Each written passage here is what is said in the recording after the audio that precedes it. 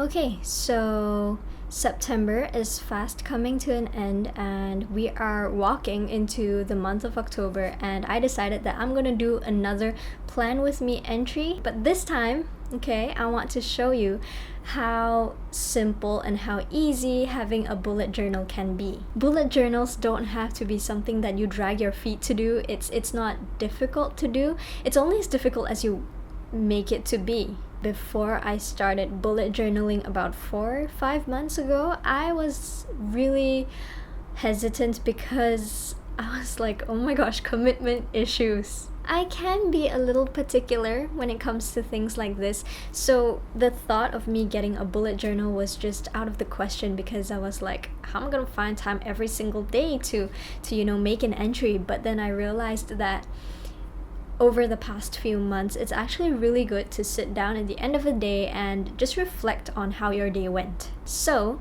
for this video, I'm going to be showing you a minimalist bullet journal layout, and I'm only going to be using the couple of things that I've found useful to me over the past few months. I'm not really into those layouts that involve meal planning or like my emotions of the day, that sort of thing. I'm sorry if you don't know what bullet journaling is all about, then you probably don't understand what I'm talking about. But basically, this video is just going to be me showing you what I like to have in my bullet journal. I'm not going to add anything extra. These are the things that I put in every single month because I find that it's important to me. And I think what's great about bullet journaling is that it's really customizable. You can add or subtract anything that you wish, and it's totally fine because the only person who's going to be seeing it is you. Well, in this case, you are going to be seeing my bullet journal, so but that's not the point. Okay, anyway, I'ma just start, and today I will be showing you how to do a minimalist bullet journal layout using just 2 pens. The first pen that I will be using is the Sakura Pigma Micron in 0.2. It has been my favorite drawing/writing pen for the past few years. The second pen that I will be using is this Pilot Dual Tip pen. I don't have an English name for it, but it has Japanese words on it, and this is what it looks like.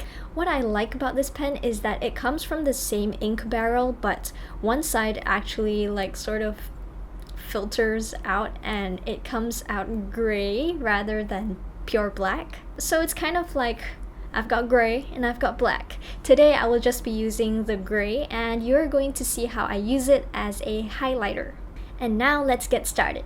So on the first page, I've just written October, and I have included a mini calendar grid on the side. To spice things up, I've attached a small piece of baby's breath with some washi tape. For the page next to it, what I really like to do is put a quote or in this case, a Bible verse that will sort of give me a bit of direction on how the coming month is going to go. I came across this Bible verse a few days ago and it really stood out to me. It has to do with godly wisdom, and what it says is, "I instruct you in the way of wisdom and lead you along straight paths. When you walk, your steps will not be hampered. When you run, you will not stumble. Hold on to instruction, do not let it go. Guard it well, for it is your life."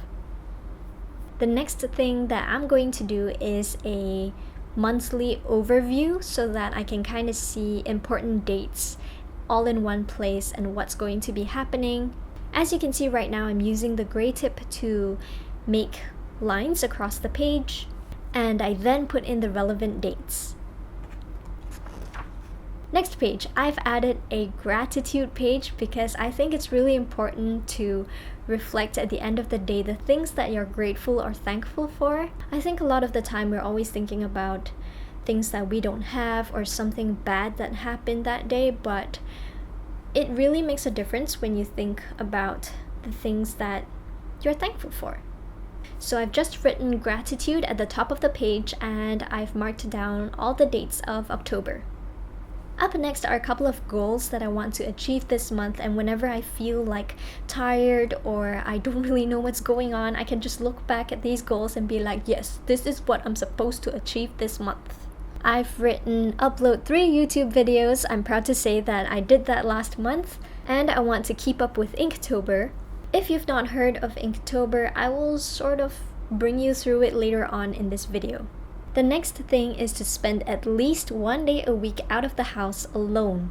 If you didn't know, I actually work from home, so I do freelance, which means that I spend a lot of time in my room.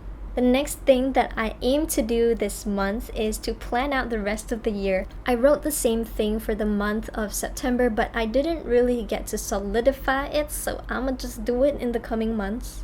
I also want to come up with Moodoodles products because at the end of the year, my friend Chiling and I plan to open a booth.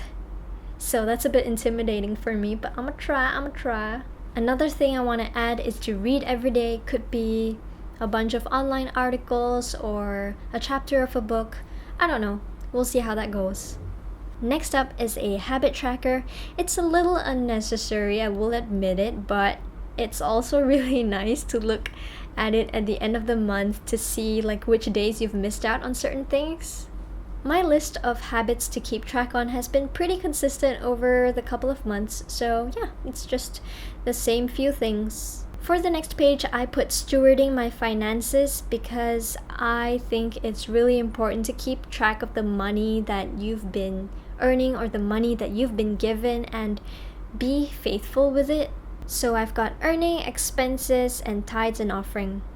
One thing I really want to share about this page in particular is that before I started bullet journaling, I was actually really bad at keeping track of the money that I was spending. I mean, yeah, I tried to key it in my phone consistently, but I would always forget, and like I would forget for a whole week. But ever since I got a bullet journal, I actually found it easier to keep up because I would have to write at the end of the day, and as I write, I kind of think back about, yeah, okay, so this happened, this is the money I spent, and yeah, I've just been really consistent over the past 5 months.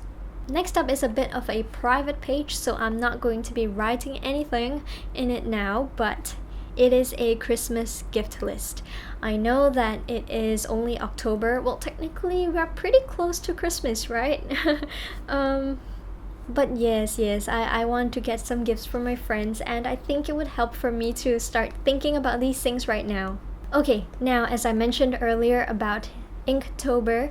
So Inktober is basically a movement/challenge that was kickstarted by an artist named Jake Parker. He wanted to improve his drawings, so he came up with this thing called Inktober, whereby he would draw something every single day for the month of October. So over here, I've prepared a list of different prompts for myself because I want to do this for the month of October. I think it would be good for me. And I think I'm going to be a little flexible with this challenge in a way that I will be using different media like watercolor or Copic markers, pens, color pencils, and I'm just gonna see where that goes. If you guys want to keep up with that, you can follow me on Instagram, but for now, this is going to be the very last page, and it is my weekly layout. So I've just given a bit of space for every single day because I like to write down a brief overview of how my day went, and towards the end of each week I will just leave a section for a to-do list and some notes. So I hope you guys enjoyed this video, and I hope it opened your mind to see that bullet journaling doesn't have to be so overcomplicated with drawings and colors. It's really just something that suits your needs, and that's about it. I hope you guys have a great week ahead and that you are preparing well for the month of October. And if you want to follow me on Instagram, my links will be in the description box below, and I will see you guys next time.